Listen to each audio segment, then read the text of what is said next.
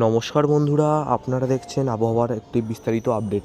তো বন্ধুরা, এই মুহূর্তে আমরা যা লক্ষ্য করতে পারছি, সকাল 11টা বাজে বাংলাদেশের উত্তরে ময়মনসিংহ সহ ঢাকা, কলাই, বগুড়া এইসব জায়গায় বৃষ্টি হচ্ছে এবং আজকে বিকেলে কিন্তু একটি ঝোড়ো হাওয়াপূর্ণ কালবৈশাখী সতর্কতা আছে দক্ষিণবঙ্গের সব জেলায়। এবং আজকেই না, সেটা কালকে এবং তার পরের দিনও কিন্তু এর তীব্রতা আরও বাড়বে। আপনারা দেখতে পাচ্ছেন যে লাল হয়ে আছে পুরো কলকাতা সহ দক্ষিণবঙ্গ। এটা মানে হচ্ছে প্রচণ্ড বেগে ঝড় এবং তার সঙ্গে বজ্রসহ শিলাবৃষ্টির সতর্কতা কলকাতা সহ 24 পরগনা, পূর্ব পশ্চিম মেদিনীপুর, হাওড়া, হুগলি এই সব জায়গায় কিন্তু প্রায় 50 থেকে 60 কিলোমিটার বেগে বইতে পারে ঝোড়ো হাওয়া।